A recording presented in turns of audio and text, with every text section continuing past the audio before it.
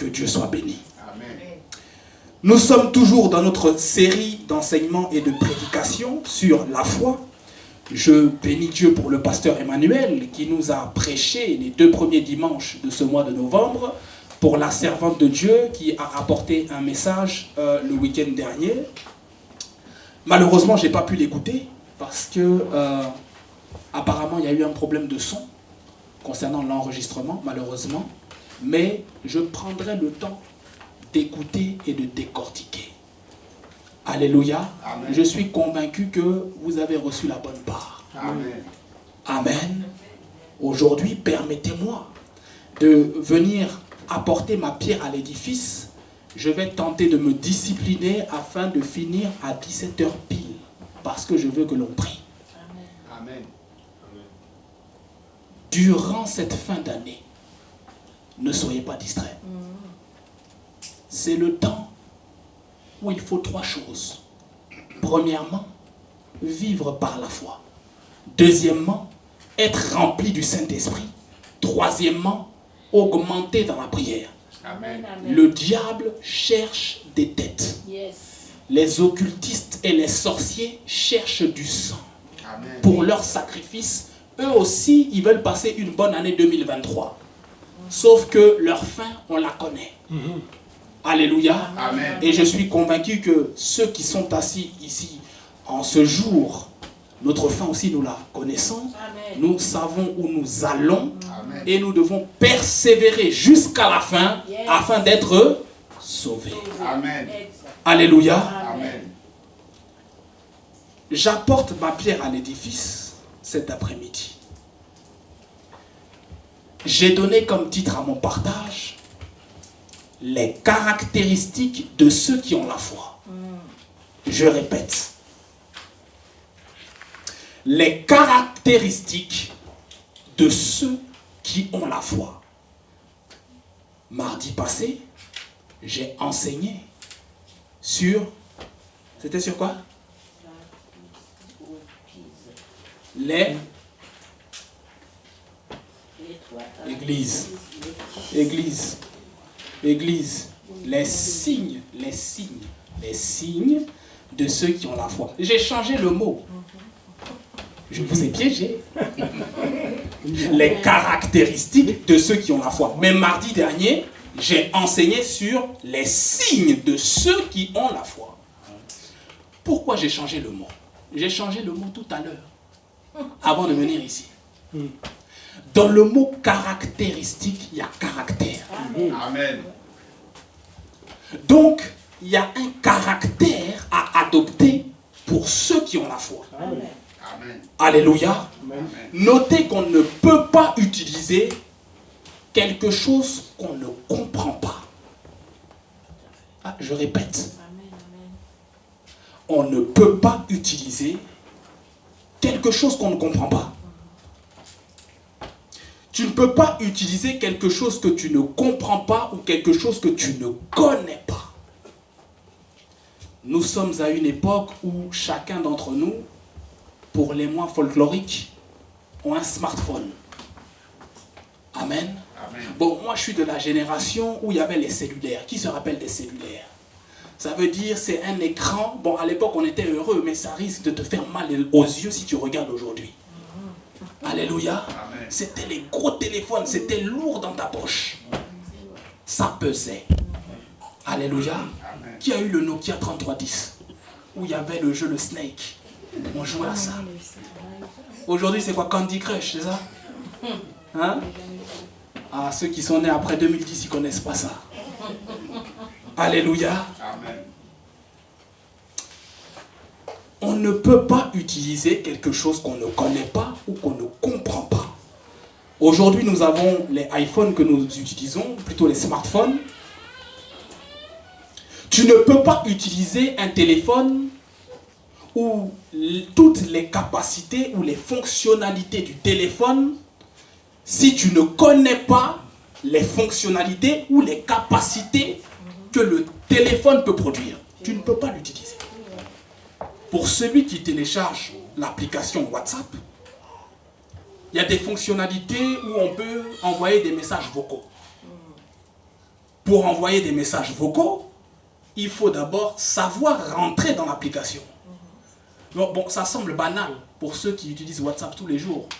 Mais pour les anciens, il faut leur expliquer qu'il faut télécharger une application qui s'appelle WhatsApp, qu'il faut cliquer sur l'émoticône WhatsApp, le petit bouton vert là, hein, qu'il faut cliquer dessus, qu'il faut rentrer, qu'il faut taper le nom de la personne à qui tu veux envoyer le message, qu'il faut enregistrer le message et tu peux enfin l'envoyer. Alléluia. C'est la même chose pour un instrument de musique. La servante de Dieu utilise sa guitare. J'utilise mon piano. Si tu ne connais pas les notes et tout ce que le piano, ça c'est un synthé, tout ce que le synthé peut faire, tu ne peux pas utiliser l'instrument dans sa totale capacité, selon toutes les fonctionnalités qu'il peut donner. Bien-aimé, c'est la même chose pour la foi. Tu ne peux pas l'utiliser si tu es limité dans ta foi. Les disciples ont posé la question à Jésus dans Luc 17 à partir du verset 5. Et ils vont dire à Jésus, Seigneur, augmente-nous la foi. Et Jésus va leur répondre, si vous aviez la foi comme un grain de sénévé, le grain de moutarde, vous diriez à ce sycomore, déracine-toi de là et plante-toi dans la mer. Et le sycomore vous obéirait. Autrement dit, Jésus a posé un acte de politicien. Il n'a pas répondu à la question, ou plutôt à leur demande. Il leur a démontré la voie qu'il fallait suivre. Amen. Dieu n'est pas là, bien-aimé, pour augmenter notre foi. Ce n'est pas une prière que nous devons faire. C'est d'ailleurs une prière de doute et d'incrédulité. Parce que Dieu nous a donné les moyens d'augmenter notre foi, de faire grandir notre foi. Il nous a donné les moyens pour que notre foi aille croissant. Je vais peut-être vous choquer. Les témoignages n'apportent pas la foi. Ça t'encourage, ça t'édifie, ça te fortifie, mais le fait d'être encouragé ne veut pas dire que ta foi est bâtie. Amen. Le fait d'être encouragé, c'est le fait de dire ce qui est arrivé au frère, ce qui est arrivé à la sœur, moi aussi ça peut m'arriver. Donc ça te ramène de l'espérance. Mais la foi sur quoi doit être-t-elle bâtie?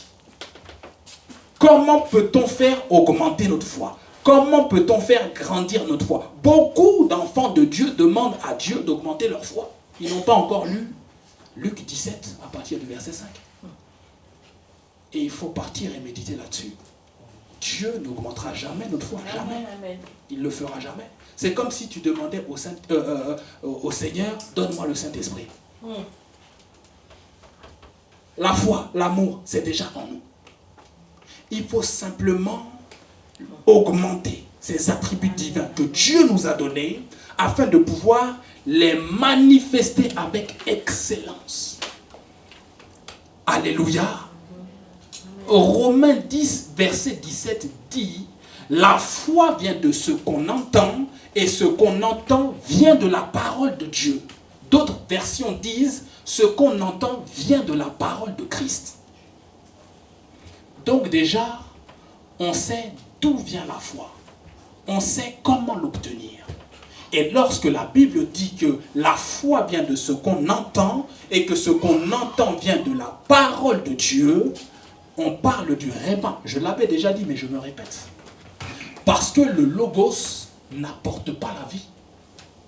Le logos te donne des informations en tant qu'enfant de Dieu, mais ça n'apporte pas la vie. Il faut que le logos, donc la parole littéraire, ce qui est écrit, se transforme en révélation.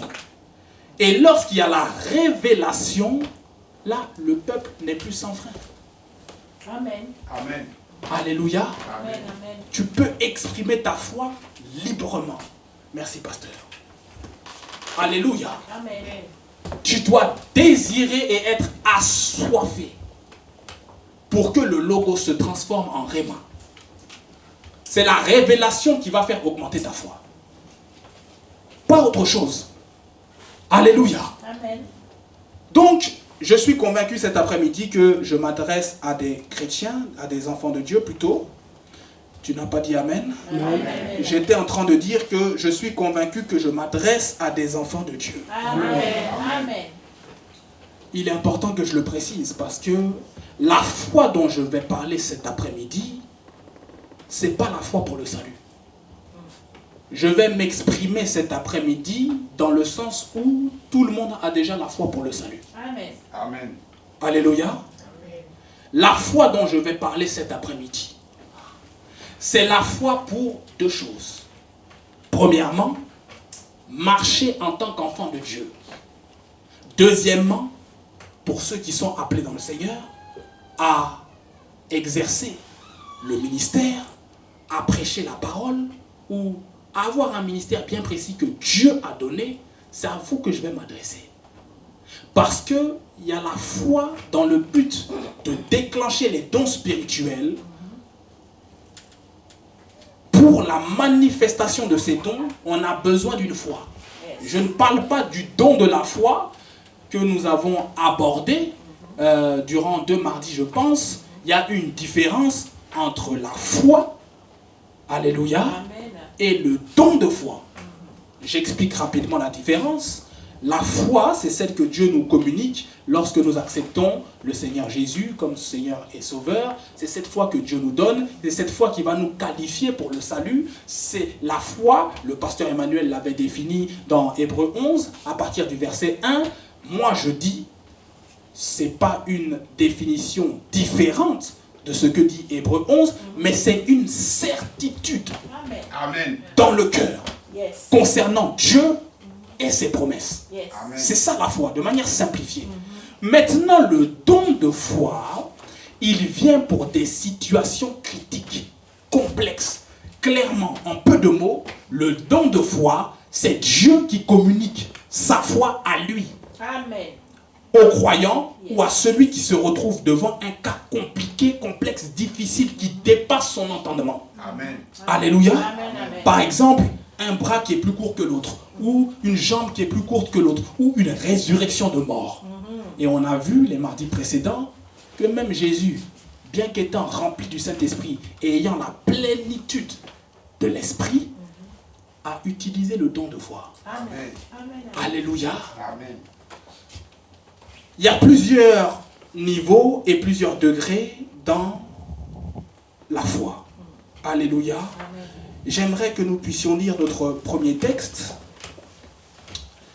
Je demande à l'Assemblée des Saints de se tenir debout, simplement pour honorer la parole de Dieu. Nous croyons de manière ferme qu'elle a autorité. Amen. Et c'est sur elle que nous nous appuyons pour bâtir notre foi. Alléluia. Amen. Nous sommes dans Marc 9, du verset 14 au verset 29. Je vais lire.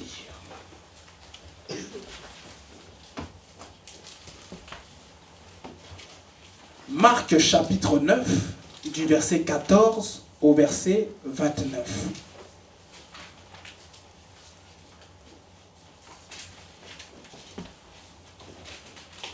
Est-ce que vous y êtes? Amen. Alléluia. Je lis la parole de Dieu. La Bible déclare: lorsqu'ils furent arrivés près des disciples, ils virent autour d'eux une grande foule, et des scribes discutaient avec eux. Et des scribes qui discutaient avec eux. Dès que la foule vit Jésus, elle fut surprise et accourut pour le saluer. Il leur demanda: de quoi discutez-vous avec eux? Et un homme de la foule lui répondit: Maître, j'ai amené auprès de toi mon fils, qui est possédé d'un esprit muet. En quelque lieu qu'il le saisisse, il le jette par terre. L'enfant écume, grince des dents et devient tout raide. J'ai prié tes disciples de chasser l'esprit, et ils n'ont pas pu. Race incrédule, leur dit Jésus, jusqu'à quand serai-je avec vous? Jusqu'à quand vous supporterai-je? Amenez-le-moi. On le lui amena, et aussitôt que l'enfant vit Jésus, L'esprit l'agita avec violence, il tomba et se roulait par terre en écumant. Jésus demanda au Père, « Combien y a-t-il de temps que cela lui arrive ?» « Depuis son enfance, répondit-il. Et souvent, l'esprit l'a jeté dans le feu et dans l'eau pour le faire périr. Mais si tu peux quelque chose, viens à notre secours, aie compassion de nous. » Jésus lui dit, « Si tu peux, tout est possible à celui qui croit. » Aussitôt, le père de l'enfant s'écria, « Je crois, viens au secours de mon incrédulité. » Jésus, voyant accourir la foule, menaça l'esprit impur et lui dit, « Esprit muet et sourd, je te l'ordonne, sors de cet enfant et n'y rentre plus. » Et il sortit en poussant des cris et en l'agitant avec une grande violence. L'enfant devint comme mort, de sorte que plusieurs disaient qu'il était mort. Mais Jésus, l'ayant pris par la main, le fit lever et il se tint debout. Quand Jésus fut entré dans la maison, ses disciples lui demandèrent en particulier, « Pourquoi n'avons-nous pu chasser cet esprit ?» Il leur dit, « Cette espèce-là ne peut sortir que par la prière. » Amen. Amen. Prenez place. Amen. Mon Père et mon Dieu, alors que je vais rentrer pleinement dans ce message, concernant les caractéristiques de ceux qui ont la foi, je me recommande à ta grâce. Je ne suis qu'un vase d'honneur dont tu veux te servir pour aider ton peuple à saisir la quintessence des éléments et des caractéristiques de ceux qui ont la foi. Je me laisse porter par toi. Je me livre entre tes mains. Fais de moi ce que tu veux et donne-moi, comme à l'accoutumée, de prêcher avec zèle, avec puissance, dans le nom de Jésus-Christ. Et que ta parole soit accompagnée de signes, de prodiges et de miracles. Pas le spectacle, mais la conversion des cœurs. Amen. Amen. Mon âme te bénit et mon âme te loue. Au nom de Jésus. Amen. Amen. Amen. Alléluia. Amen. Marc 9, du verset 14 au verset 29. Ce texte, je l'aime particulièrement parce qu'il présente deux catégories de personnes. La première, c'est l'incrédulité de ceux qui servent Dieu, des disciples de Jésus. La deuxième, c'est l'incrédulité d'un croyant qui croit que Dieu peut faire et qui va s'écrier, qui va s'exclamer, je crois, viens au secours de mon incrédulité. Notez ceci, et je vais peut-être vous choquer. Beaucoup disent qu'ils sont chrétiens et qu'ils remplissent les églises, mais ils ne sont pas chrétiens. Je ne parle pas parce qu'ils sont charnels ou parce qu'ils sont dans le monde, c'est pas ça. J'ai bien lu ma Bible. J'ai constaté qu'on appelle chrétiens les disciples et les apôtres à partir du moment où à Béret, on a constaté que le Christ était pleinement forgé et bâti en eux. Ce n'est pas une religion. Amen. Amen. Amen. Amen. Tu peux avoir accepté Jésus comme sauveur et Seigneur. Tu viens en tant qu'enfant de Dieu et en tant que disciple. Ça veut dire jusqu'à ce que le Christ soit pleinement forgé et bâti en toi. Amen. Amen. Considère-toi comme enfant et comme disciple de Christ. Le jour où on va voir la manifestation, premièrement par l'amour, ainsi que par la foi, du Christ pleinement forgé et bâti en toi, tu pourras dire je suis chrétien. Amen. Littéralement, chrétien vient de Christos. Et ça veut dire petit Christ. Autrement dit, à Béret, on a appelé les disciples petit Jésus. Pierre, petit Jésus. Alléluia. Amen. Amen. On appelle premièrement ceux qui acceptent le Seigneur comme sauveur et Seigneur, enfants, pas fils. Yes. Fils, ça vient après. Justement, quand le Christ est pleinement forgé et bâti en toi. En attendant, le grec t'appelle népios. ça veut dire celui qui est enfant. Yes. Lorsque tu vas grandir et que tu vas arrêter les bêtises et que tu vas arrêter de t'enorgueillir et que tu vas arrêter de manifester les œuvres de la chair, à partir de ce moment, on pourra t'appeler chrétien et fils de Dieu ou fille de Dieu. Alléluia. Amen. Non, est-ce que quelqu'un me suit cet après-midi? Amen. Amen. Amen. Voilà pourquoi beaucoup disent je suis chrétien, mais c'est simplement la religion. J'ai posé la question à une chrétienne baptiste. J'ai fait comme si j'étais païen. Comment est-ce qu'on fait pour être sauvé? La sœur va tourner autour de la question jusqu'à ce qu'elle me dise non, de toutes les manières, il faut faire de bonnes œuvres. Chrétienne baptiste. Donc ça veut dire que si je comptais sur elle pour être sauvé, j'étais fichu. A contrario, j'ai posé la question à une sœur chantant dans une chorale, et là aussi j'ai fait comme si j'étais païen, de me présenter le Seigneur.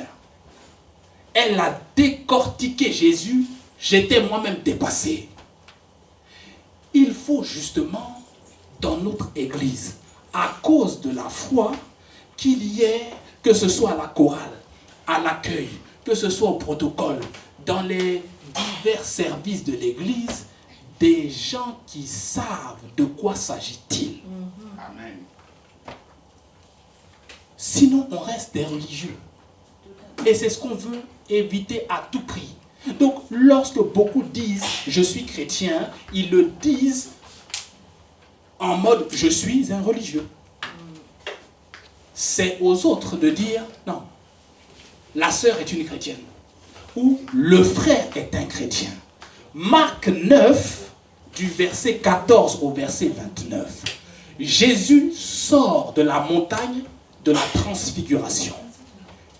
Il vient d'expérimenter, d'avoir une expérience spirituelle extraordinaire avec 3 témoins qui sont Pierre, Jacques et Jean. Voyez, après être sorti d'une période peut-être de jeûne et de prière, certains d'entre nous, d'ailleurs actuellement nous sommes en jeûne et prière, on va sûrement avoir des expériences extraordinaires. Mais Dieu ne nous a pas sauvés pour que nous restions sur la montagne. Amen. Comment tu peux jeûner 365 jours? Et les âmes, qui va aller leur parler? Et Jésus, sachant ces choses, va descendre de la montagne de la transfiguration avec Pierre, Jacques et Jean. Et il va aller analyser le travail qu'il avait donné aux disciples qu'il avait laissés pendant que lui était parti sur la montagne de la transfiguration. Et là, il va apercevoir une foule de personnes autour des disciples. Et il va poser la question, mais de quoi discutez-vous? Personne ne va lui répondre. Mais quelqu'un va sortir de la foule et va venir, il va accourir vers Jésus. Cet homme savait que la solution se trouvait en Jésus. Amen. Voilà pourquoi il va aller au-devant de Jésus. Et il va présenter un cas qui durait depuis des années. Il va dire à Jésus, voici mon fils. Il est possédé d'un esprit muet. En quelque lieu que cet esprit le saisisse, l'esprit le jette par terre. Il écume, ça veut dire qu'il bave. Au fait, lorsque cet homme décrit les symptômes que son fils a, ça ressemble à de l'épilepsie. Sauf que son enfant était possédé d'un démon. Amen. Mais les disciples avaient l'habitude de chasser les démons. À tel point que, quelque part dans un autre évangile, les disciples se sont réjouis de ce que les démons même leur soient soumis. Amen. Amen. Comment se fait-il que devant ce cas, ils aient été bloqués? La Bible répond. Jésus s'est étonné de leur incrédulité. Amen. Alléluia. Jésus va dire, amenez-moi l'enfant. Mais avant qu'il dise, qu'il ordonne plutôt d'emmener l'enfant, il va réprimander ses disciples. En leur disant, race incrédule. Dans d'autres versions, c'est race incrédule et perverse. Jusqu'à quand serai-je avec vous? Jusqu'à quand vous supporterai-je? Alléluia. Je précise, c'est sous la grâce que Jésus a dit ça. C'est pas sous la loi. Amen, amen. La Bible dit, Jésus est venu avec... Non, Moïse est venu avec la loi. Alléluia. Amen. Jésus est venu avec la grâce et la vérité. Donc, c'est le Jésus plein d'amour dont on parle. C'est lui qui a dit ça. Race incrédule et perverse, jusqu'à quand vous supporterai-je? Jusqu'à quand serai-je avec vous? Mais aujourd'hui, si on dit ça à un chrétien, il va dire qu'on n'a pas l'amour. Vrai ou faux? Amen. Vrai ou faux? Amen. Il va quitter l'église. Parce que le leader a parlé. Parce que le leader a réprimandé. Là, tout d'un coup, il a tout oublié. Alléluia. Il a oublié que c'est le leader qui l'avait ramené au salut. Amen. Amen. Il en va de notre responsabilité à tout un chacun de garder nos cœurs. Amen. Ton leader te réprimande, fais le tour de ton cœur. Examine en toi-même. Peu importe qu'il ait tort ou qu'il ait raison. Mais ne commence pas à dire qu'il n'a pas l'amour. Pourquoi c'est quand vous n'êtes pas d'accord qu'il n'a plus l'amour? Donc l'amour s'est enfui comme ça. Alléluia. Amen. Race incrédule et perverse, jusqu'à quand vous supporterai-je? Jusqu'à quand serai-je avec vous? Amen. C'est bientôt l'heure de mon départ. Je vais partir. Je ne serai plus avec vous. C'est le consolateur qui va venir. C'est celui qui va vous remplir. C'est lui qui va vous conduire. Je ne serai plus là. Amen. Au fait, si vous méditez ce texte, vous allez comprendre que la foi des disciples, le fait qu'ils aient chassé d'autres démons, le fait qu'ils aient fait des miracles extraordinaires, pendant que Jésus les a envoyés, ils se sont appuyés sur ce que le maître avait dit. Dieu peut t'envoyer. Dieu peut t'appeler. Dieu peut te dire, tu vas faire ci, tu vas faire ça. Mais je disais en guise d'introduction que dans le royaume de Dieu, même les imprévus sont pourvus. Ça veut dire qu'il y a des choses dans ta marche avec le Seigneur auxquelles tu ne vas pas t'attendre. Yes. Et là, ce n'est pas une histoire de ce que le Seigneur m'avait dit. Là, Jésus leur avait parlé. C'était face à face. Ils avaient vu Jésus. Jésus leur avait parlé. C'était des témoins oculaires de ce que Jésus avait dit. Mais lorsque le maître n'est pas là, il faut continuer à exercer notre foi. Amen. Amen. Voilà pourquoi ta foi doit être bâtie sur la parole de Dieu. Amen. Parce que moi j'ai déjà traversé un moment comme ça, un moment de désert, où Dieu, c'est-à-dire, ne me visitait plus comme j'avais l'habitude qu'il me visite. Et là, c'est sur quelle foi il faut s'appuyer? C'est sur les textes. Les saintes écritures, c'est sur l'évangile de Christ qu'il faut s'appuyer, sur les promesses de Dieu qu'il faut s'appuyer. Amen. Est-ce que tu crois en ce que Dieu a dit dans sa parole? Alléluia. Amen. C'était en 2019, j'ai traversé le désert. J'étais aiguisé dans le désert.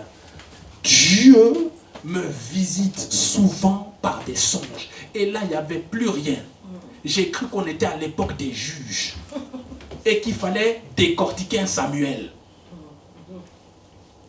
J'ai compris, plusieurs semaines après, qu'il fallait que je m'appuie sur cette parole.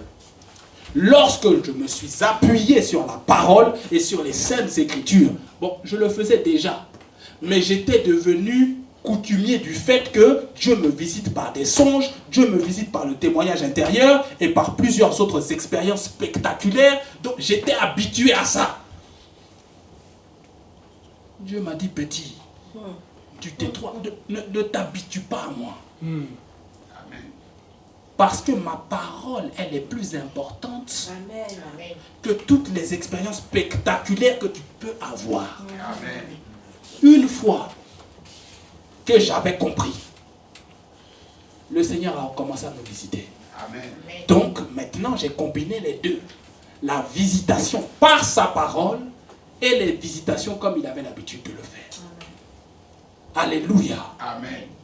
En tant que disciples, nous devons nous appuyer non seulement sur ce que Dieu nous a dit dans le Réma, alléluia, mais surtout au travers des promesses. C'est très important. Amen. Qui pense qu'il est sauvé? Lève la main. Non, lève bien ta main. C'est-à-dire tu penses que tu es sauvé. Servant de Dieu, vous êtes... Merci. J'ai eu peur.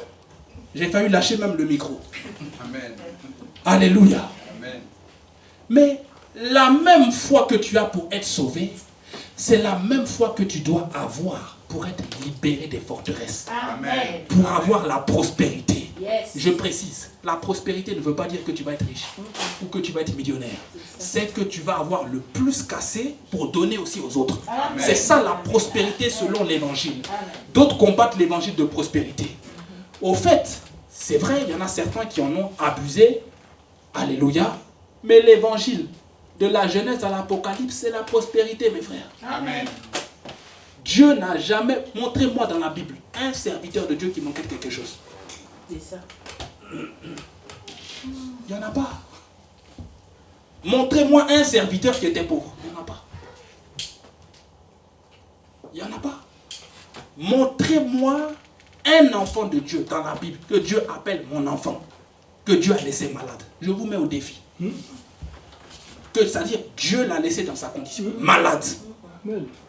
Non, ne dis pas Ézéchias, il a été guéri. Et d'ailleurs, c'est l'ancienne alliance. Dans la nouvelle alliance, après la mort et la résurrection du Christ, montre-moi un homme que Dieu a laissé dans sa condition malade. Ne va pas dire Paul, il avait une écharpe. Si tu lis le texte de Paul, l'écharpe de Paul, il dit, c'est Satan. Il m'a été mis un ange de lumière, Satan. Il faut bien lire. Ça veut dire qu'il y avait un démon guerrier qui poursuivait Paul partout où il allait. Alléluia. Amen. Paul n'était pas malade. Il était en bonne santé. À part lorsqu'il se faisait chicoter et fouetter lorsqu'il était en prison. C'est normal qu'il ait des séquelles, des blessures. C'est normal. Sinon, Paul était en bonne santé. Amen. À tel point qu'on appliquait les linges que lui avait touchés pour que les malades soient guéris et délivrés. Amen. Amen. Alléluia. Amen. La foi que tu as pour le salut, là, c'est la même foi que tu dois avoir pour être délivré, Amen. pour être sauvé, Amen. pour être prospère, pour être en bonne santé. C'est la même foi que tu dois avoir pour obtenir. Amen. Amen.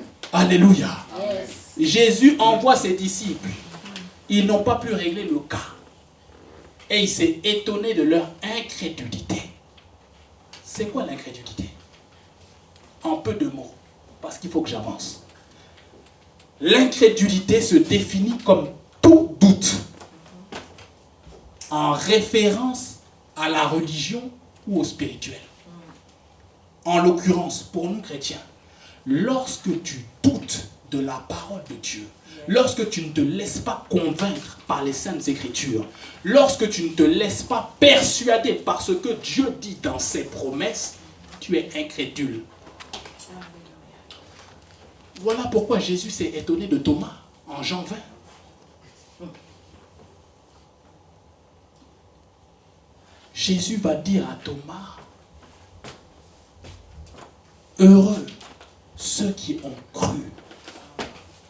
Alléluia. Amen. Tu dis, mon Seigneur est mon Dieu parce que tu as vu. Mais heureux ceux qui n'ont pas vu, mais qui ont cru. Amen. Amen. Alléluia.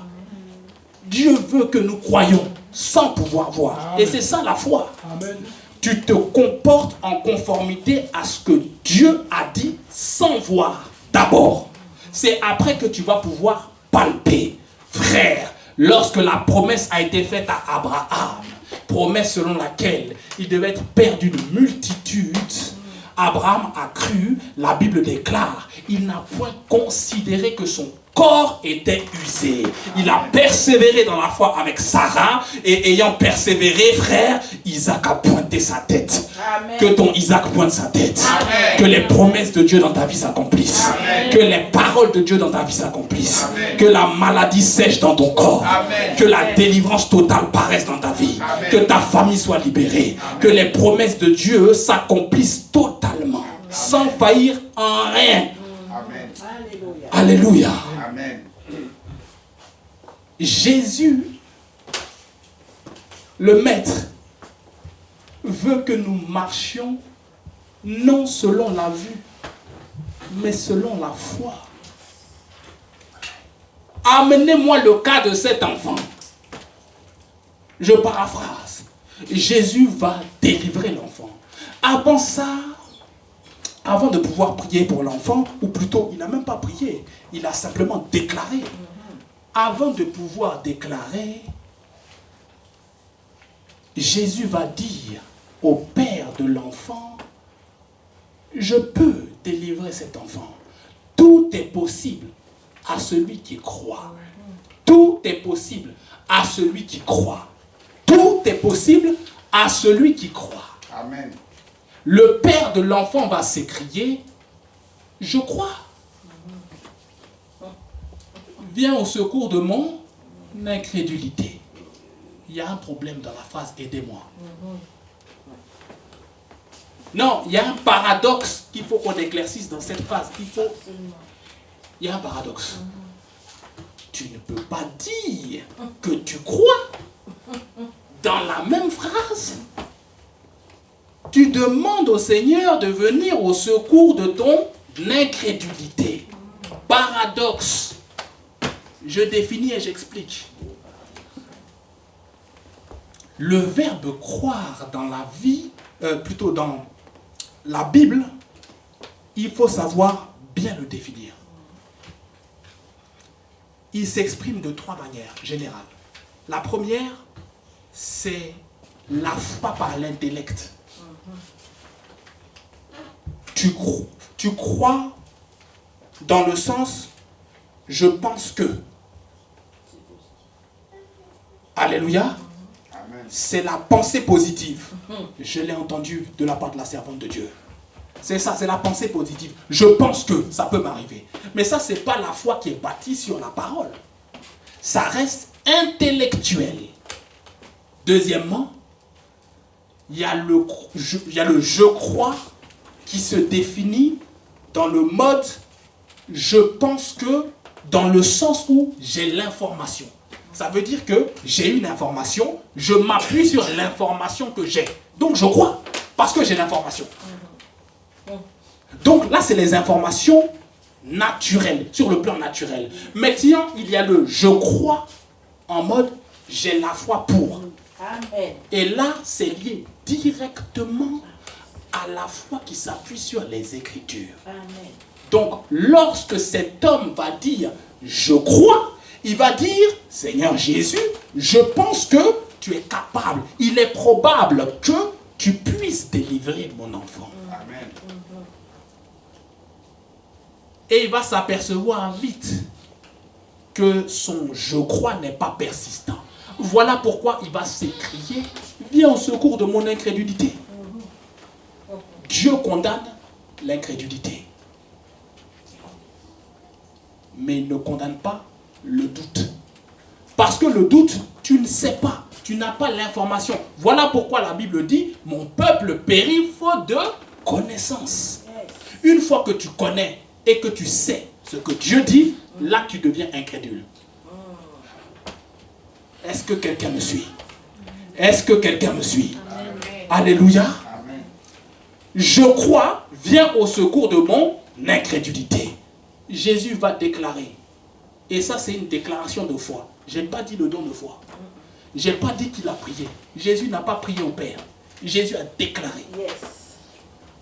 Et l'Esprit s'est manifesté en cet enfant. Et Jésus a ordonné que cet esprit dégage et qu'il ne retourne plus dans ce corps. Parce que ce corps ne lui appartient pas. La Bible déclare, l'enfant était comme mort. les gens disaient qu'il était mort. Mais Jésus va le prendre par la main et va dire que cet enfant puisse, ça c'est moi qui interprète, hein, là où il y avait la mort, lui déclare la vie. Amen. Amen. J'étais en train de dire, là où vous pensiez qu'il était mort, je déclare la vie. Amen. Enfant, lève-toi et vis. Il s'est levé, il a été délivré de cet esprit muet. Amen. Et il est retourné dans les bras de son papa. Lorsqu'il s'est réuni avec ses disciples, comme ils avaient l'habitude de le faire, les disciples vont courir vers Jésus. Ils vont dire à Jésus, permettez-moi d'interpréter, Seigneur, il y a un problème, il y a quelque chose qu'on n'a pas compris. Il y a un problème. Pendant que tu étais plutôt sur la montagne de la transfiguration, il y a eu de la manifestation, on a délivré les gens, on a guéri les gens. Mais concernant ce cas-là, comment se fait-il qu'on ait échoué lamentablement? Mais Jésus avait déjà répondu. 1. L'incrédulité. Alléluia. Amen. Ça veut dire qu'ils se sont appuyés sur l'appel que Dieu leur avait donné, que Jésus lui-même leur avait donné. Mais au bout d'un certain moment, il faut savoir exercer ta propre foi. Amen. Amen. Alléluia. Toujours basé sur le Seigneur. Cependant, c'est à toi de dire, Dieu a fait, mais ce cas-là est différent. Je ne vais pas agir de manière par le formalisme religieux. Chaque cas est différent. Chaque culte que nous passons le dimanche, c'est des cultes différents. Amen. Si on se met à répéter les choses comme on a, comme d'habitude, c'est-à-dire on fait les choses par habitude, on devient des religieux. Alléluia. Amen. Et Jésus va leur donner une autre information. Jésus va leur dire, ce cas-là est différent. Ce type-là de démon ne sort que par la prière. Alléluia. Amen. D'autres versions disent que par la prière et le jeûne. Amen. Mais à chaque fois que nous méditons la Bible, arrêtons-nous un peu et posons-nous la question. Est-ce que pour les autres démons que les disciples avaient chassés, les disciples n'avaient pas prié? Mais donc, de quel type de prière s'agit-il? La prière de la foi. Amen. Alléluia. Amen. Il était nécessaire et impérieux qu'il prie, qu'il pratique plutôt la prière de la foi qui est capable de guérir les malades, qui est capable de délivrer les captifs, qui est capable de changer chaque situation. Amen. Alléluia. Amen. Et lorsque dans d'autres versions on dit que ce type de démon ne part que par la prière et par le jeûne, Jésus était en train de dire, c'est par une forte consécration, une vie de consécration que ce type de démon-là part. Beaucoup d'entre nous avons un appel pour chasser les démons. Mes frères, notez que la différence entre deux chrétiens, c'est la vie de consécration et la vie de sanctification. Amen. Tu ne peux pas avoir la même efficacité qu'un chrétien. Un chrétien ne peut pas avoir la même efficacité entre deux chrétiens. Alléluia. Amen. Celui qui prie pendant 15 minutes ne peut pas avoir la même efficacité qu'un autre qui prie pendant 6 heures. Yes. Allez demander à Ananias. Pourquoi Dieu a choisi Ananias pour imposer les mains à Paul? La Bible ne l'appelle pas pasteur Ananias. La Bible ne dit pas qu'il est prophète Ananias. Yes. La Bible ne l'appelle pas évangéliste Ananias. On Amen. dit Ananias. Amen. Amen. Un simple disciple. Peut-être il n'était même pas diacre, peut-être. Un simple disciple. Mais comme Ananias passait du temps dans la présence de Dieu, Dieu dit, j'ai trouvé un autre serviteur selon mon cœur. Il y a eu David, il y en aura plein d'autres. Mais lui là, il est tellement dans ma présence, il a tellement une vie de consécration que je vais lui confier cette mission. Parce qu'à Damas, il n'y a pas d'autres disciples comme Ananias. Amen. Voilà pourquoi Ananias et Barnabas, on peut le dire, et je le dis, sont les pères spirituels de l'apôtre Paul. Yes. Amen. Amen. Amen. Pas étonnant qu'il ait eu un impact considérable pour l'église des premiers temps. Yes. Jusqu'aujourd'hui, on parle de Paul. Frère, la vie de consécration. Tu es peut-être appelé à de grandes choses, à faire de grandes choses. Consacre-toi. Peu importe le prophète ou le nom du prophète qui t'a dit que tu vas chasser les démons ou faire de grandes choses. Si tu ne te consacres pas, tu n'auras rien. Et comme nous parlons de la foi, comme la parole a été libérée par celui qui t'a dit tu vas faire ci ou tu vas faire ça, et peut-être même par Dieu lui-même qui t'a parlé ou qui t'aurait parlé, tu dois marcher selon ce que Dieu t'a dit ou selon les paroles prophétiques qui ont été libérées sur toi. Amen. Sinon, tu démontres clairement que tu n'as pas la foi. Voilà pourquoi je suis en école biblique. Amen. Je me prépare en vue de ce que Dieu m'a dit. Allez demander aux 7 fils de Séba. Ils pensaient qu'ils pouvaient prier 15 minutes par jour. Et ils avaient une méconnaissance des Écritures. Voilà pourquoi ta foi doit s'appuyer sur les Écritures. Amen. Sinon, tu risques de prier au nom de Jésus que Paul prêche. Alléluia. Amen. Alors, ils ont tenté d'aller chasser les démons. Ils ont tenté. Mais lisez le texte. Sur les 7, il y en a 2 qui ont fini nus et blessés.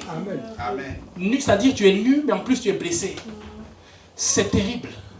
Et comment on sait qu'il y en a 2? Ou plutôt, comment on sait qu'ils ont fini nus et blessés? Ça veut dire que les 5 autres frères, là, ils ont témoigné, ils ont dit non, il y a eu quelque chose. J'ai eu chaud aujourd'hui, j'ai eu chaud. J'ai failli finir nu et blessé. Yes. J'espère, la Bible ne nous le dit pas, mais que les 2 frères qui ont fini nus et blessés ont pu être délivrés. Amen. Amen. Alléluia. Ne jouons pas avec les promesses de Dieu. Ne jouons pas avec notre foi. C'est tout ce qui nous reste. On est à la fin de l'année. Faites le point sur tout ce qui s'est passé depuis le 1er janvier 2022. Vous allez vous apercevoir que le Seigneur a été merveilleux avec Amen. chacun d'entre nous. Amen. Alléluia. Amen. Vérité. Il faut que notre foi soit bâtie sur les saintes Écritures. Amen. Alléluia. Amen. Tout est possible à celui qui croit.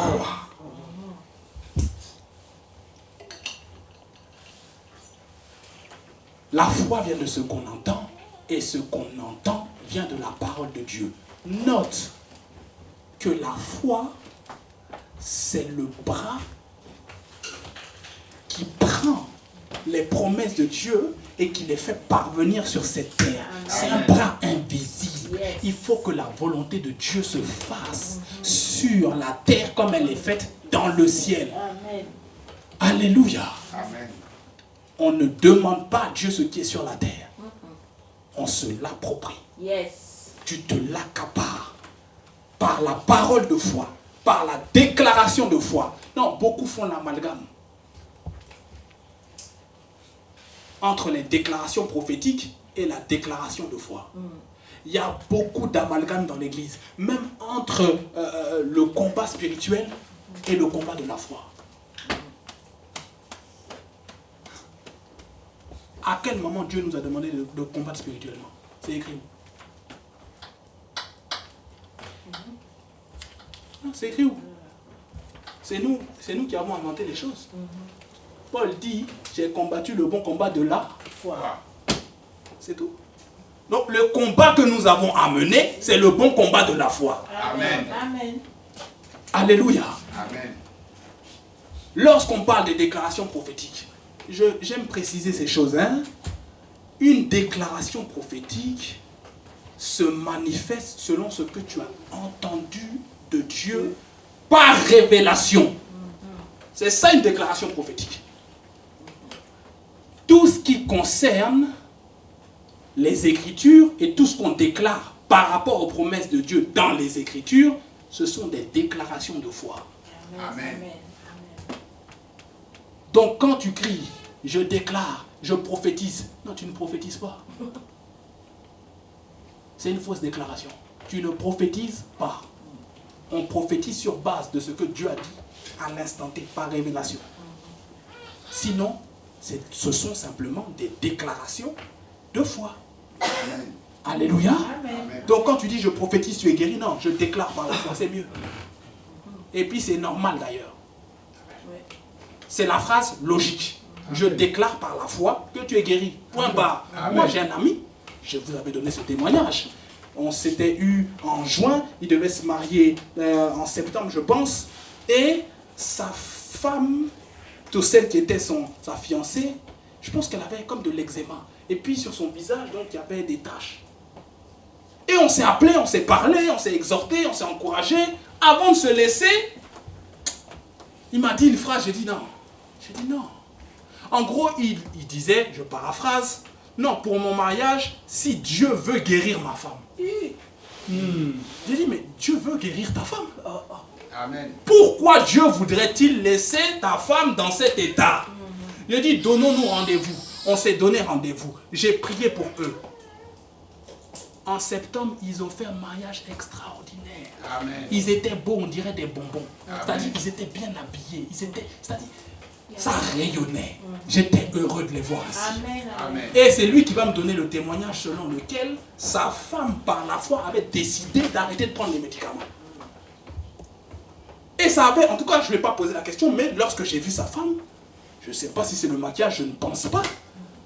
Mais elle était rayonnante. Amen. Ça avait disparu, quasiment. Alléluia. Amen. On doit déclarer les choses par la foi. Yes. Tu veux voir les choses arriver dans ta vie? Il faut déclarer par la foi. Amen. Les promesses de Dieu ne sont pas épuisées. Elles ne sont pas à leur terme. Ses bontés se renouvellent, c'est chaque matin. Amen. Amen. Alléluia. Alors j'ai un message. J'ai un message. Parce qu'il est écrit, je l'ai dit tout à l'heure, en Romains 10, à partir du verset 17. La foi vient de ce qu'on entend. Dis avec moi, la foi vient de ce qu'on entend. Viens de ce qu'on entend. Ce qu'on entend Ce qu'on entend. vient de la parole de Dieu. Vient de la parole de Dieu. Est-ce que quelqu'un est d'accord avec moi? Amen. Amen. Ça veut dire que la foi ne vient pas de ce qu'on a entendu. Je répète.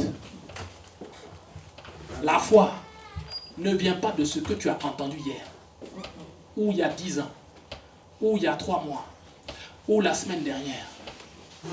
C'est aujourd'hui. Amen. Pourquoi?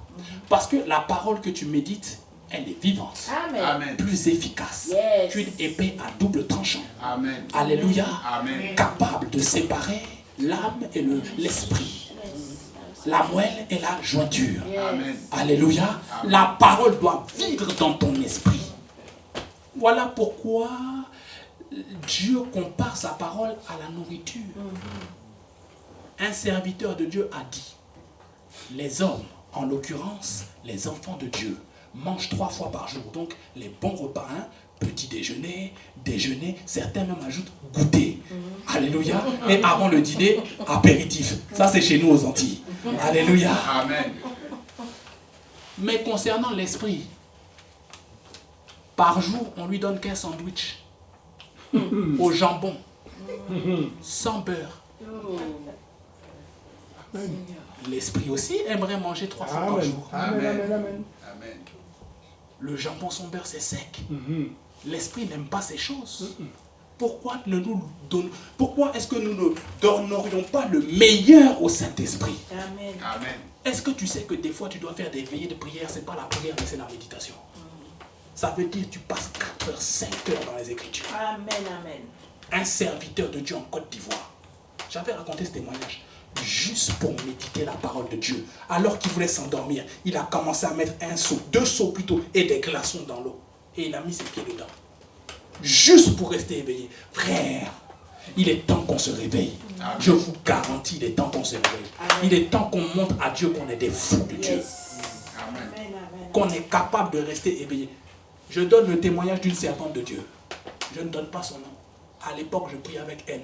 Elle était capable de dormir 2 heures. Et le lendemain, elle allait au travail. Ça veut dire, on priait ensemble. J'étais jeune dans la foi. On s'encourageait, on priait pour l'église, on priait pour les leaders. Elle dormait 2 heures. Le lendemain, elle allait au travail. Ça, c'est la foi. Et elle va raconter le témoignage. Hein. Elle dit, je ne sais pas. Dieu arrivait toujours à me fortifier. Amen. Pourquoi? Parce qu'elle a mis sa foi dans le Seigneur et parce qu'elle a fait l'œuvre de Dieu. C'est pas qu'on discutait des choses vaines. On ne parlait pas de la Coupe du Monde. On ne parlait pas des choses inutiles. On parlait de Dieu, son œuvre. Dieu la fortifiait. Ça, c'est des choses qui m'ont encouragé. Amen. Alléluia. Amen. La foi ne vient pas de ce qu'on a entendu. Ça vient de ce qu'on entend continuellement. Amen. Voilà pourquoi beaucoup sont frustrés. Et là, je m'adresse à des serviteurs de Dieu.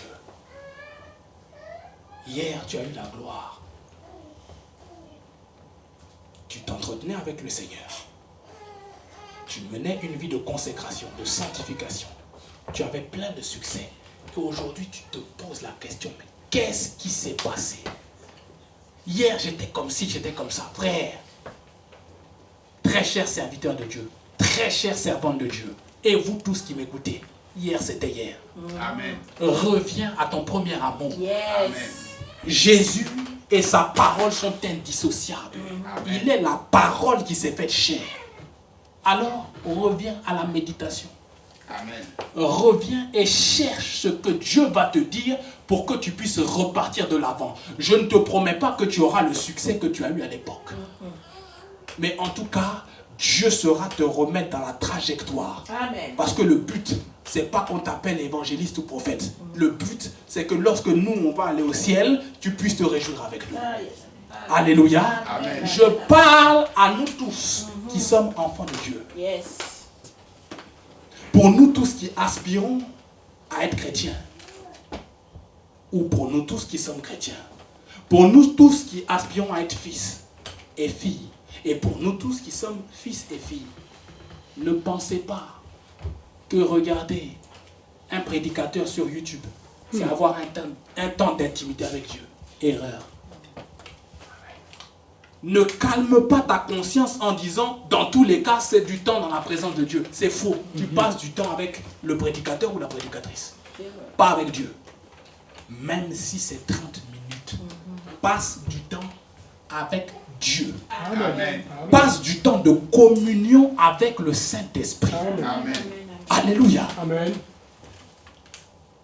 C'est ça qui va nous aider. Pendant que tu médites cette parole-là, et pose des questions au Saint-Esprit. Il ne nous a pas été donné pour qu'on continue à regarder les murs ou nos pieds. Alléluia. Amen. Il ne nous a pas été donné pour, premièrement, dans un premier temps, qu'on manifeste la puissance de Dieu. C'est faux. Lorsqu'il est mention de la première fois du Saint-Esprit, Jésus dit, quand le consolateur sera venu. Amen. Jean 16, verset 13. Ça commence comme ça. Quand le consolateur sera venu, ça veut dire qu'il te console. Yes. Il veut d'abord déraciner tout ce qu'il y a de mauvais à Amen. l'intérieur. Amen. Il veut faire le tour pour voir là où il y a les ronces, là où il y a les Alléluia. épines, pour brûler là où il y avait l'ivraie. Amen. Toute substance qui n'est pas de Dieu. Il veut que ce soit déraciné d'abord, Alléluia. déblayer le chemin. Une fois que ça c'est fait, le cœur est disposé à aimer ton prochain comme Amen. toi-même. Amen. Amen. Et là, tu pourras guérir les malades, prophétiser. Est-ce que, dans tous les cas, on prophétise de manière imparfaite? Yes. Mais lorsque dans ton cœur, il y a des choses qui ne sont pas réglées, tu laisses libre cours à l'esprit d'erreur. Il Amen. Amen. faut faire attention. Quelqu'un me racontait le témoignage. Oh non, j'ai vu que j'étais enceinte. Tu peux voir que tu es enceinte et Dieu ne veut pas que ce soit le temps que tu sois enceinte. Il faut avoir le discernement des esprits pour capter la pensée. Amen. Amen. C'est pas parce que tu te vois enceinte que tu dois être enceinte maintenant. Qu'est-ce que Dieu veut dire? Je suis enceinte et après? Qu'est-ce que Dieu veut faire? C'est la question qu'on doit poser. Or, dès que nous, on a une révélation de la part de Dieu, on ne va pas interroger le Saint-Esprit. Lorsque Dieu le Père parle, c'est de manière brute. Ceux qui cherchent de l'or, là, hein, lorsqu'ils trouvent l'or, il y a la poussière dessus, non? Il y a la terre, tout ça, et il faut enlever la terre pour que l'or soit pur. C'est ça, non? C'est la même chose concernant la révélation. Amen. Tu reçois une révélation, pour la comprendre dans sa plénitude, il faut dépoussiérer. Amen. Alléluia. Voilà pourquoi il ne faut jamais être pressé. Voilà pourquoi je suis très calme dans le domaine de la prophétie. Très calme. Alléluia. Amen.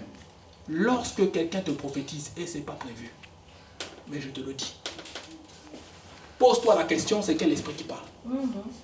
Premièrement. N'oublie jamais que Pharaon a eu des songes avec exactitude sur ce qui allait se passer durant les 14 prochaines années dans son pays. N'oublie jamais que l'ânesse de Balaam a parlé. Il ne faut jamais oublier ça. Jamais. Amen. Alléluia. Amen. N'oublie pas que Balaam lui-même était un prophète qui est devenu devin. Un prophète peut être prophète aujourd'hui. Dieu dit, désormais je te classe comme devin. Et là, c'est avec quel esprit que tu agis? C'est plus le Saint-Esprit. Ça a changé. La donne a changé. Alléluia. Que Dieu nous aide. Amen. Que le Seigneur nous tienne par la main. Et que nous puissions vivement avoir cette foi véritable Amen. que Dieu veut que nous ayons. Alléluia. Amen. Un homme de Dieu, un homme de foi aux États-Unis, priait parce qu'il avait besoin de finances. Et il va dire à Dieu, oh non, Dieu, donne-moi l'argent. Dieu va lui dire, est-ce que tu penses qu'il y a des billets de banque au ciel? Dieu dit, moi-même je ne connais pas l'argent. Je n'ai jamais touché l'argent, la matière, je ne connais pas. Il n'y en a pas au ciel, il n'y en a pas ici. Ce que tu demandes, c'est sur la terre.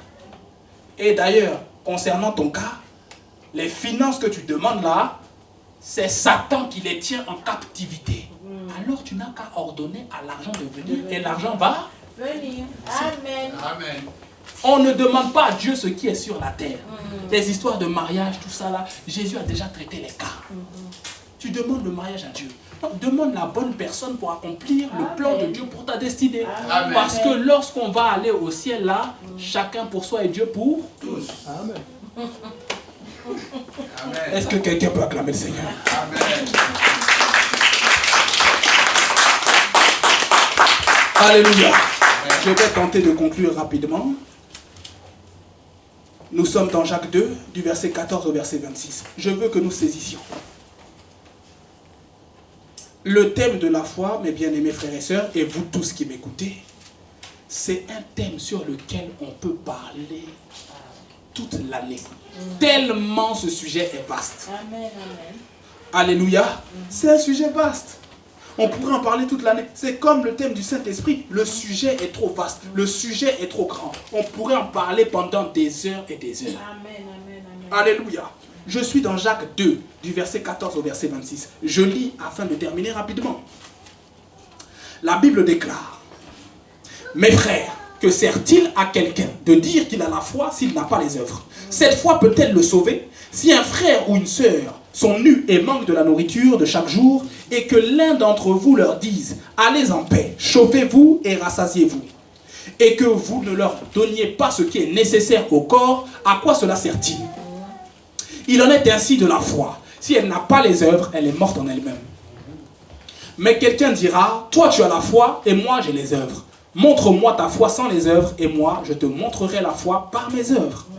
Tu crois qu'il y a un seul Dieu? Tu fais bien. Les démons le croient aussi et ils tremblent. Veux-tu savoir, ô homme vain, que la foi sans les œuvres est inutile? Abraham, notre père, ne fut-il pas justifié par les œuvres lorsqu'il offrit son fils Isaac sur l'autel? Tu vois que la foi agissait avec ses œuvres et que par les œuvres, la foi fut rendue parfaite. Ainsi s'accomplit ce que dit l'Écriture: Abraham crut à Dieu et cela lui fut imputé à justice. Et il fut appelé ami de Dieu. Vous voyez que l'homme est justifié par les œuvres et non par la foi seulement. Rahab la prostituée ne fut-elle pas également justifiée par les œuvres lorsqu'elle reçut les messagers et qu'elle les fit partir par un autre chemin? Comme le corps sans esprit est mort, de même, la foi sans les œuvres est morte. Le verset 26, il faut le traduire ainsi: comme le corps sans âme. Ok? Louis II a mal traduit. C'est comme le corps sans âme. Parce que les animaux ont une âme, mais ils n'ont pas d'esprit. Donc, c'est le corps sans âme qui est mort. De même, la foi sans les œuvres est morte. Alléluia. Amen. J'ai quelque chose à vous dire. Je ne veux pas choquer. Nous avons 3 points communs avec les démons. Dis Amen. Amen. Non, tout le monde n'a pas dit. Je disais, nous avons 3 points communs avec les démons. Amen. Non, je comprends que tout le monde ne veuille pas dire Amen. Parce qu'il faut être prudent dans ces cas-là. Qu'est-ce que le frère nous raconte? Frère, on a 3 points communs avec les démons. Premier point, nous sommes nés de Dieu. J'étais en train de dire, nous sommes nés de Dieu. Amen. Les démons viennent de Dieu. Ce sont des anges qui ont été déchus. Tout a été créé par lui, pour lui et en lui. Amen. Alléluia. Amen.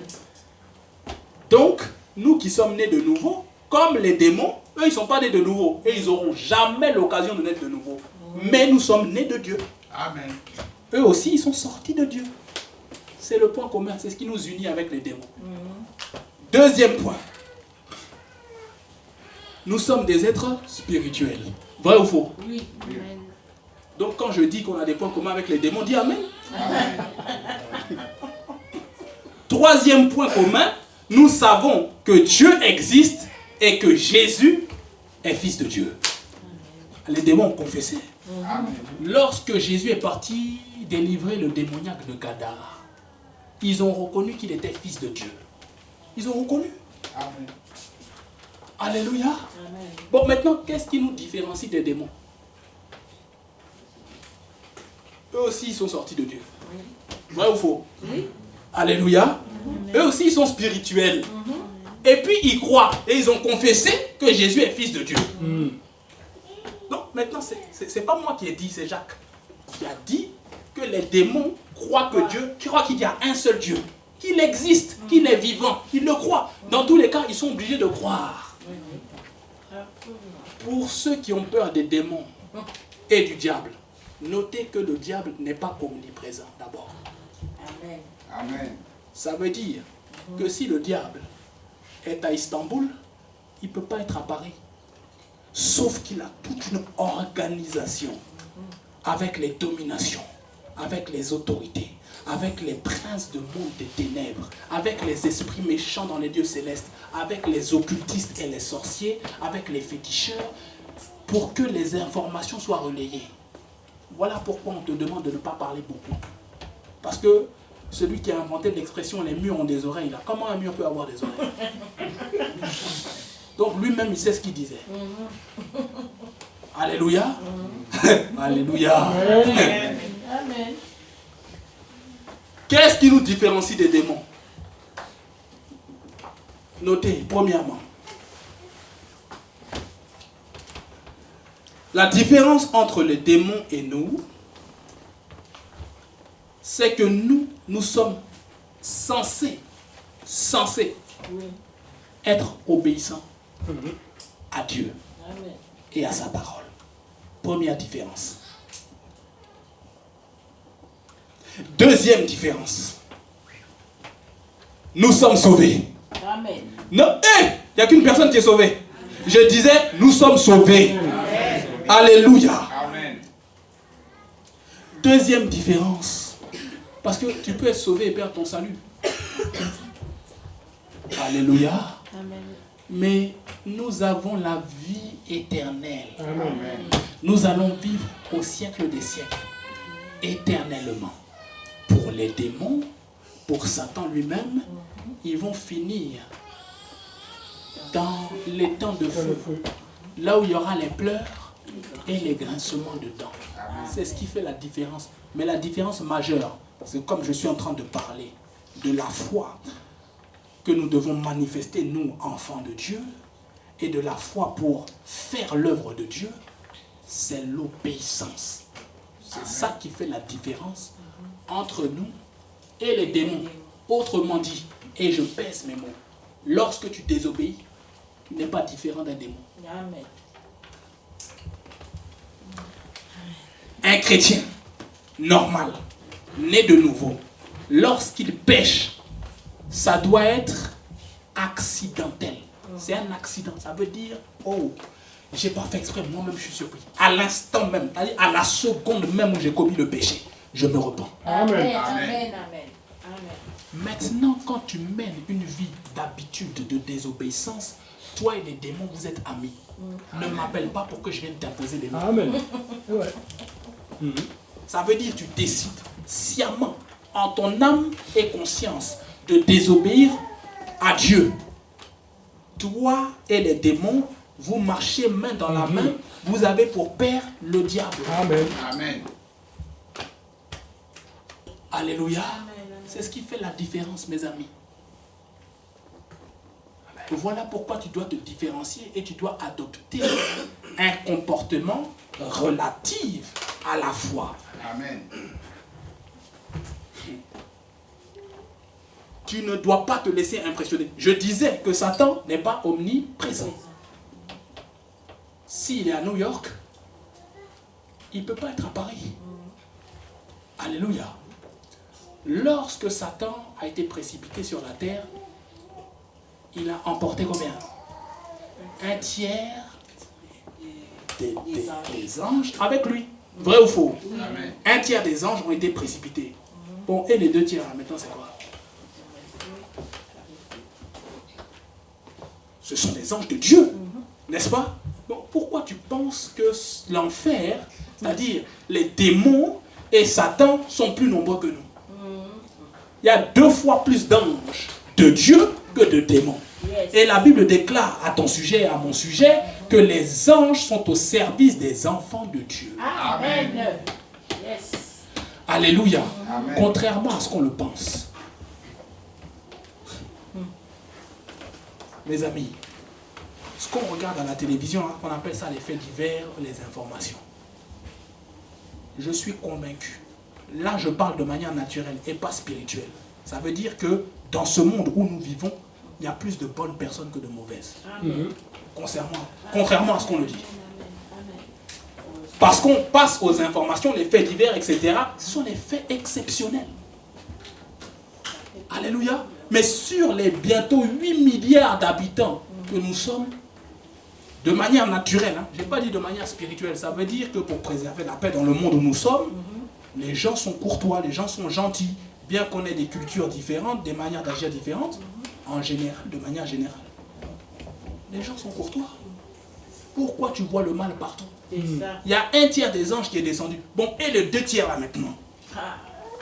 Les anges de Dieu sont 2 fois plus nombreux que les démons. Amen. Amen. Amen. Voilà pourquoi on se crée des problèmes nous-mêmes. Ils sont à notre service. Je ne te dis pas de faire appel à l'ange, mais communie avec le Saint-Esprit afin que les anges montent et descendent auprès de toi qui es fils de Dieu. Amen. Alléluia. Amen. Ils vont agir. Amen. Ils sont à ton service. Il ne faut pas avoir peur. Ce n'est pas moi qui dis. Lis le livre d'Hébreux, c'est écrit là-bas. Amen. Ils sont à notre service. Jacques dit, tu crois que Dieu existe. Tu fais bien. C'est très bien de croire que Dieu existe. Les démons aussi le croient. Et ils tremblent. Alléluia. Amen. Soyons obéissants. Amen. La marque, les caractéristiques de ceux qui ont la foi, c'est ceux qui sont obéissants. Amen. Abraham, je le disais mardi, a été obéissant. Je disais mardi qu'on n'a pas idée, si on médite Genèse 22, mais on n'a pas idée de ce que ça représente. Le gars doit être père d'une multitude. Dieu dit, va sacrifier ton fils, ton unique, parce que l'autre n'héritera pas avec le second. Le premier là, hein, Ismaël, c'est pas le fils de la promesse. Lui, c'est un enfant, comme on dit en Côte d'Ivoire, banabana. Tu l'as eu dans des conditions troubles. Alléluia. Amen. Mais le fils de la promesse, celui par qui Abraham devait assurer sa postérité, Dieu dit, prends-le, va adorer sur la montagne que je te montrerai, et puis monte l'autel et sacrifie-le sur l'autel. Ça veut dire celui en qui la promesse, celui en qui la promesse est terre, c'est lui que tu vas sacrifier. Dieu dit littéralement à Abraham, sacrifie ta promesse. Abraham a obéi, espérant contre toute espérance. Abraham a obéi. Et il est parti avec ses serviteurs, avec son fils, celui qu'il aimait. Tu vois, la notion du sacrifice, c'est ce que tu aimes, que tu dois donner. Amen. Amen. Amen. Alléluia. Amen. C'est quelque chose qui te pique que tu dois donner. Aujourd'hui, qu'est-ce qu'on est prêt à faire pour Dieu? Nous sommes en jeûne et prière. Minuit à 18h. Alléluia. Amen. Mais fais ce que tu n'as jamais fait pour Dieu. C'est ça. Alléluia. Amen. Dieu seul sait combien reste-t-il de jours à vivre pour chacun d'entre nous. Frères, personne n'est à l'abri. D'ailleurs, Amen. Amen. comme je vous aime beaucoup, je vous convoque tous les samedis jusqu'à la fin de l'année, sauf le 17 décembre, pour la prière. C'est moi-même qui vais conduire. Peu importe ce que j'ai à faire. C'est moi-même qui vais venir ici pour conduire la prière. Il y a des choses, si tu ne les discernes pas, tu vas passer à côté. Tu n'auras que tes yeux pour pleurer. Il est temps qu'on soit des fous de Dieu. Il est temps de manifester les œuvres de la foi. Dans les caractéristiques de ceux qui ont la foi, il faut manifester les œuvres de la foi. Et non pas de la loi. La loi, c'est la méritocratie. C'est au mérite. On n'est pas sous le mérite, on est sous la grâce. Amen. Mais Jacques dit que notre foi là, c'est pas seulement dans la bouche. Entre guillemets, s'il ne suffit pas de dire je crois et derrière on ne manifeste pas les œuvres de la foi par nos œuvres de tous les jours. Yes. Ça commence par l'amour, les œuvres de la foi. Ça commence par l'amour. Je vous avais dit ici, avant la fin de l'année, si tu as eu un problème avec moi, viens me voir, dis-moi frère, telle situation, tu m'as blessé. Je vais te demander pardon. Je vais t'expliquer qu'est-ce que j'ai fait, quel était le contexte, qu'est-ce que j'ai dit, etc. Finalement, je veux préserver la paix. Et je veux la paix avec tout le monde. Amen. Donc je vais te demander pardon droit dans les yeux, sans faux fuyant. Amen. Il faut commencer l'année sur de bonnes bases. Amen. Amen. Amen. Amen. Amen. Alléluia. Donc si tu as eu un problème avec un frère, avec une sœur, prends ton courage à deux mains ou alors à deux pieds pour aller voir le frère ou la sœur. On vit par la foi. Amen. Nous vivons par la foi. Amen. Tu dois manifester les œuvres de la foi. Le premier, c'est l'amour. Second, c'est l'obéissance. Amen. Alors, obéis à ma voix. Il y a des vies qui sont bloquées. Le ciel, il est fermé juste parce que tu n'as pas pardonné. Amen. Amen. Donc, peu importe. Je préfère m'humilier et que le ciel soit ouvert. Amen. Que les anges montent et descendent. Amen. Que de mener une vie monotone où on tourne en rond. Amen. Amen. Amen. Amen. Durant les années à venir, moi, je vais aller de gloire en gloire. Je n'hésite pas à m'humilier et à demander pardon. Amen. C'est vrai ou c'est faux? Amen. Je suis arrivé 2 fois cette année en retard ici. De quelques minutes. Et encore, j'étais autorisé parce que j'avais ma fille. Mais tellement je suis exigeant avec moi-même. Et tellement je dois montrer l'exemple. J'ai demandé pardon devant tout le monde. C'est vrai ou c'est faux? Amen. Je n'hésite pas, lorsque j'ai blessé quelqu'un ou j'ai fait une erreur, à aller voir la personne et lui dire voici ce que j'ai dit, voici dans quel contexte, voici le pourquoi. Si je t'ai blessé, pardonne-moi. On passe à autre chose. Amen. Gardez les choses sur ton cœur. Amen. Lorsque les disciples ont dit à Jésus, Seigneur, augmente-nous la voix. Regardez les versets qui précédaient. Il s'agissait du pardon. Jésus parlait du pardon. En Luc, à partir du verset 4. Luc chapitre 17, à partir du verset 4. Jésus parlait d'abord du pardon. Les disciples lui ont dit, Seigneur, augmente-nous la foi. Mais quel rapport? C'est ça. Ah, il faut de la foi pour savoir pardonner. Et n'oublie jamais que tu seras pardonné par Dieu en fonction de comment toi tu as pardonné. Amen. Amen. Claire.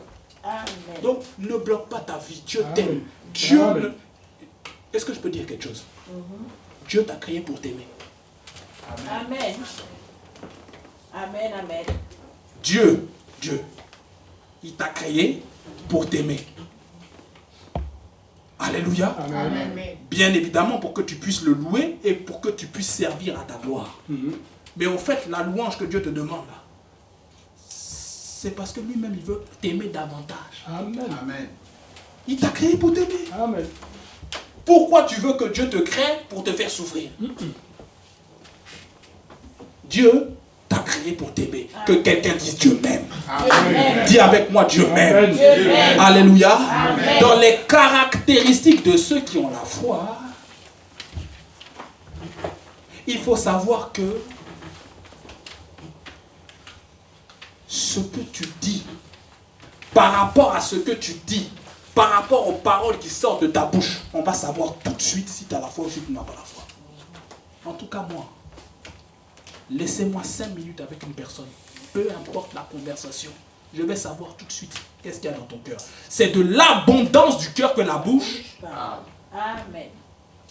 Qu'est-ce qu'il y a dans le cœur? On parle de l'esprit, lorsqu'on parle du cœur. Hein? Qu'est-ce qu'il y a dans le cœur, dans ton esprit? Doit demeurer ces 3 choses. Le Saint-Esprit, le Saint-Esprit habite dans ton esprit, mais dans ton esprit doit également demeurer la foi et l'amour. Amen. Donc lorsque tu parles, je vais savoir tout de suite en une conversation de 5 minutes si tu as la foi ou si tu n'as pas. On va savoir. Lorsque tu parles du monde, oh Macron, ceci, cela, qu'est-ce qu'il t'a fait? De manière directe, non, de manière frontale. Qu'est-ce que Macron t'a fait?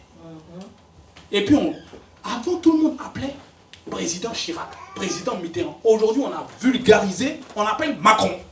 Comme si c'était, frère, c'est une autorité. Amen. Amen. C'est une autorité. Peu importe que tu sois d'accord avec lui, peu importe qu'il ait fait un génocide où il veut, peu importe, c'est le président. Amen. Président Macron. Ça, c'est le langage qu'un chrétien doit tenir. Amen. Pendant que les autres disent Emmanuel ou Macron, toi, tu dois dire le président. Amen. Amen. C'est tout. La Bible dit qu'il faut qu'on prie pour les autorités. On ne cesse de le répéter ici, c'est ce qu'on vous enseigne. Amen. Priez pour les autorités. Priez pour les rois. Priez pour les personnes élevées en dignité. Est-ce que tu sais ce qu'on appelle personnes élevées en dignité? Mais les stars de foot là, c'est des personnes élevées en dignité. Amen. Si toi et moi on se déplace dans un pays, c'est pas la même chose que si Pogba et ses amis se déplacent dans un autre pays.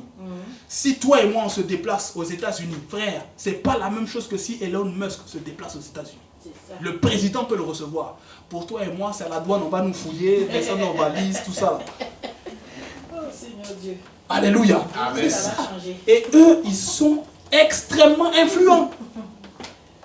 Demain, Pogba se convertit, je te garantis, il y a au moins 15 000 personnes qui vont suivre. Amen. Amen. 15 000. Amen. Ils ont un impact. C'est ça les personnes élevées en dignité. Amen. Demain, les Mbappé et tout ça, là, ils se convertissent. Il y a 30 000, 100 000 personnes qui vont se convertir. Je te Amen. garantis. Amen. Vérité.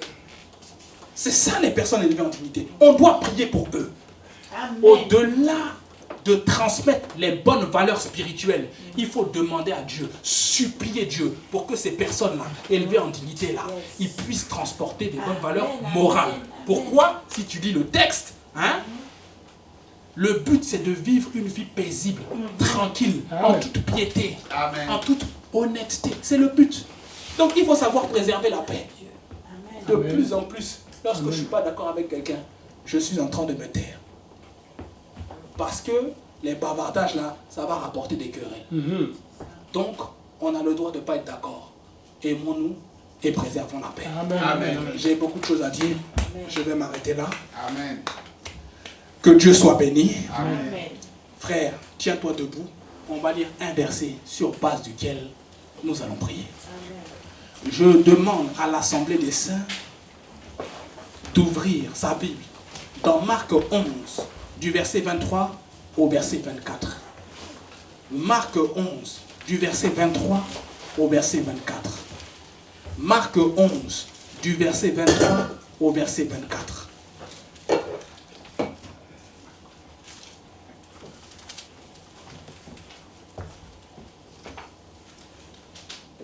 Oh God. Est-ce que la parole de Dieu vous a fait du bien?